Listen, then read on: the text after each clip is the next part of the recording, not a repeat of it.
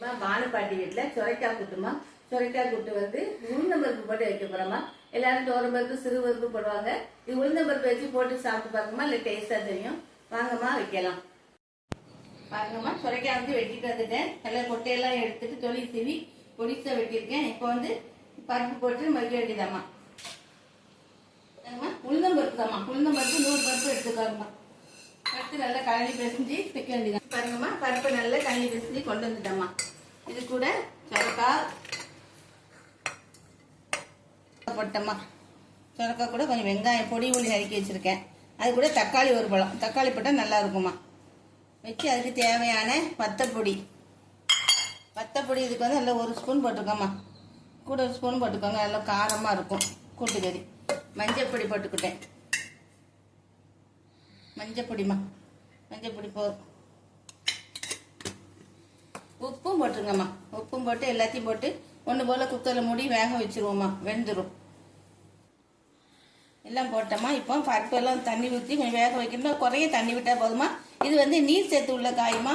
இது வந்து நல்ல கல்லடைப்பு இருக்கவங்க கூட நல்ல சாப்பிட்டா நீரோட வந்துடுமா. நல்ல நீர் போகக்கூடிய காயுமா, நீர் காயுமா, நல்லா இருக்குமாண்ணா.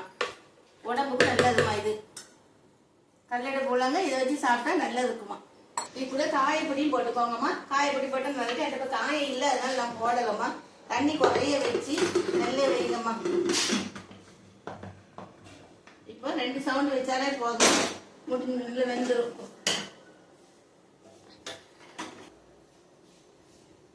இப்போ இது வந்து 2 சவுண்டு எடுங்கம்மா. நல்ல கூட்டுக்கறி ஒன்று போல வந்துடும். இது வாரத்தில் ஒரு நாள் நீர் காயுமா. இதை வச்சு சாப்பிட்டா உடம்புக்கு நல்லதுமா. குக்கர் விசில் வந்துட்டு பாருங்கம்மா, திறந்து பார்க்கலாம்.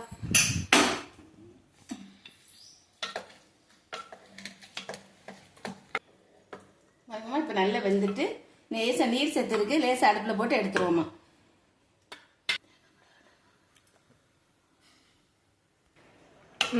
நான் வந்து தேங்காய் இல்லாமல் செஞ்சுருக்கேம்மா. நீங்கள் தேங்காய் தேவைப்படுதாங்க தேங்காய் போட்டு செய்யுங்கம்மா. இது நல்ல ஹெல்த்தியான ஃபுட்டு தாம்மா. இது சாப்பிட்றதுக்கு கல்லடைப்பு உள்ளவங்களுக்குலாம் நல்லது கேட்கும்மா.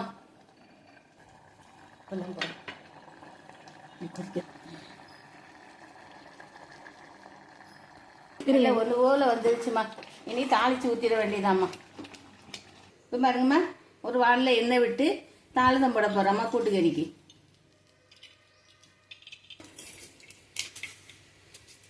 கடுகு போட்டாச்சுமா. கடுகு பொரிஞ்சிட்டுமா. வெங்காயம் போடுதாம்மா தாளிச்சத்துக்கு. வெங்காயம் நல்லா வெந்த உடனே கருவேப்பிலை போட்டு வேண்டியதாம்மா. நாங்கம்மா கருவேப்பிலை போட்டுக்கோங்க.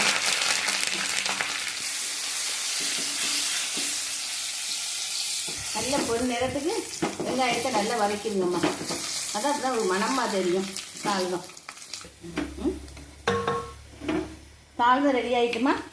பாருங்க, இப்போ கூட்டுக்கறிக்கு போட்டாச்சு. பாருங்க, இது வந்து ரசம் சோறுக்கு நல்ல டேஸ்டாக இருக்கும்மா.